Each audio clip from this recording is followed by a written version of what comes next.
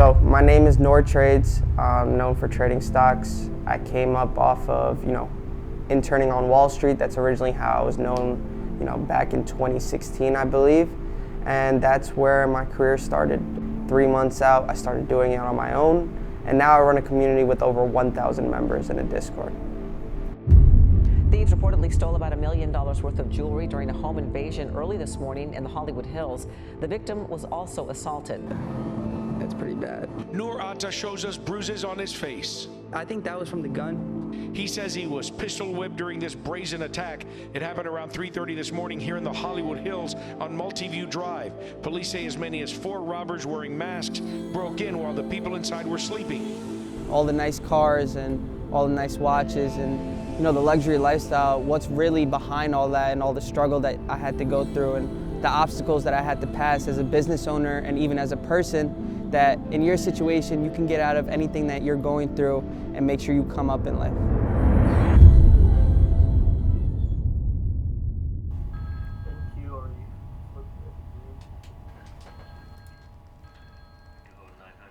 So I'm looking at the 122 calls then, I guess.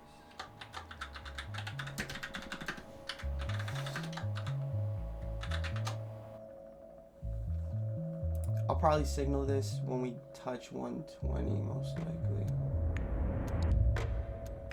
Keeping a tight stop, so if we get any type of push down or close to 119, I'm out of these, for sure. It's not worth it. It's a Thursday, I can always come back into this. And it needs to hold above 120. What are you guys gonna use a stop loss though? I'm up nicely. I'm gonna wait for 121 break. Are you guys waiting? I just like the risk here, just because it made that full U-turn. It didn't have to do that if it didn't want to. 10 cents away here, guys. Oh, here we go. Insane. Order partially filled. I'm out, guys. Order filled. Nice. I just scalped that 121. What percentage is that? Like almost 30 now, right? And the day is over. It's 9:45, 15 minutes in. I'm up $7,200 for the day, and I'm sure everybody's up crazy as well. Like, this guy's up $23,000. The fuck? Who caught Tesla? So back in high school, I always wanted to make money from home, whether that was YouTube or stocks. But YouTube, you have to have like a personality for that, and I'm not a person to be talking in the camera. So I had a friend that had a brother that worked on Wall Street, and he ended up getting 3 or 4 of us an internship on Wall Street in the summer of 2016. I believe that was sophomore year of high school.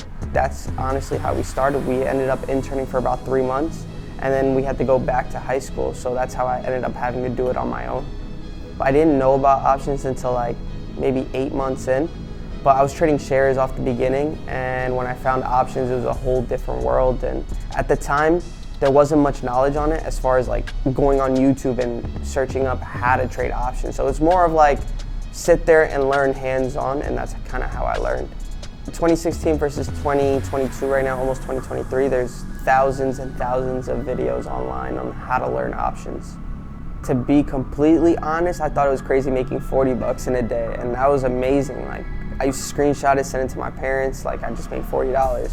And that was for the day, so like, I was hyped off of that. Nowadays, it's like, looking back on that, you might not see your development as a person because it's happening over time. It's not like an overnight thing, so you don't really realize how far you've come versus like when you've actually started and what was hyped to you back then versus what's hyped to you now, right? So it's a completely different, environment and scenario nowadays. And just based on like the development, it's just a crazy, success story to see.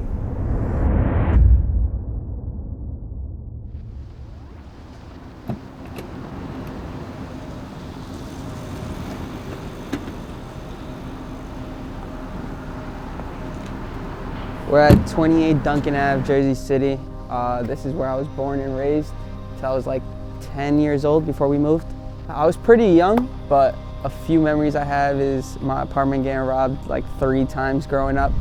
But looking at this door, I don't know how they got in. and it would make more sense if the robber actually lived in our, building. Probably makes the most sense. I feel like it looked a lot older. The building kind of looks a little bit nicer. I do remember the fire department though, because I was really into fire trucks when I was little. My parents used to get me those fire truck toys, because I used to watch the fire trucks come out all the time when I was little. It's a lot better because people who work in New York live in Jersey City because it's a little bit cheaper, and they can just take the ferry to New York, or it's just an easier ride. My favorite hate comment from other people is like, it's his daddy's money, or it's his parents' money that he's just playing with. But they don't know that I was born in Jersey City in the projects. Jersey City's now a little cleaned up. I remember being on food stamps growing up. There's nothing wrong with that. You can look back and be thankful of those things, but people don't understand that side of my life and what I grew up through, right? They all see not the final outcome, but they just see kind of the end result of all that hard work and all the things that I went through growing up. And that's just my favorite comment when I see that, and then people say that's my parents' money. This is where I moved to after those robberies in Jersey City. This is 140 State Street, Hackensack. I was here for like 4 or 5 years, but everything's changed. Like, this street used to be a one-way here, but I have the most memories at this apartment. It was pretty intense. The hallways used to be long, so I used to skateboard. I was a little skateboarder back then, but I remember the most from this apartment. I think I moved here when I was like 10, and then I did like elementary, middle school or something here in Hackensack, and then we had to move because it was like something with like borderline, like another town, so I had to move to another town after this. Yeah, I used to go to C-Town back when we had food stamps, and my mom sent me at nighttime to go pick up groceries, but now that I think about how the world is like messed up, that's crazy. I was too young to be doing that, but yeah, C-Town's right there. Just walk at night, come back, bring the milk and eggs back, and that was it. So in high school, that's when I started trading. Junior year is when I actually fully got into it, and then by senior year, I started making some decent money that I considered real money. Basically substituted having any type of job. And then I graduated Hackensack High School and got accepted to a few big colleges, Monmouth University, Seton Hall University, but I ended up choosing Ramapo College. I felt more at home, and it just felt like high school again when I went to that open house. So I ended up choosing Ramapo College, went to Ramapo College, stayed there for about 1.5 years, and then COVID hit. Once COVID hit, I was like, this is my time to kind of just, venture off and take this full time. I don't really need to focus and distract myself with college because of how much I'm making from the stock market. So ended up dropping out of college in 2019, and then went full on trading mode from there.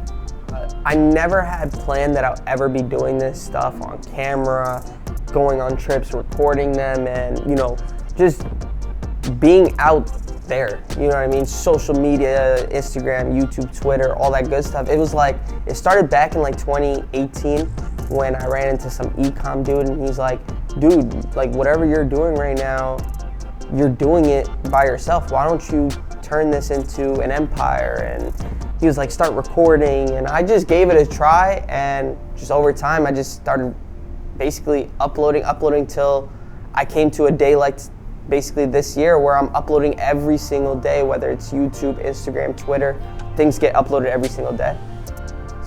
The most valuable thing is having a insane community where everybody wakes up in the morning together, motivating each other, trading together. I'm on the mic every single day, basically telling everyone what I'm buying and selling. And people get to watch me live every single day, and I just feel like it's a motivation to see other people in the chat. People get to ask questions amongst each other. So it's a community that I never thought was possible, and there was no such thing when I came around. I was like the first person to kind of create this. It started on Telegram, and now it's on Discord. So that's probably the most, proud thing of my career, making this community. There's no person, no obstacle, no emotions should ever get in the way of what you feel like you need to get done in life. And there should be no pause. The world goes on with or without you, so you got to treat it like that. If the world can go on with or without you, you need to be able to go on with or without the world.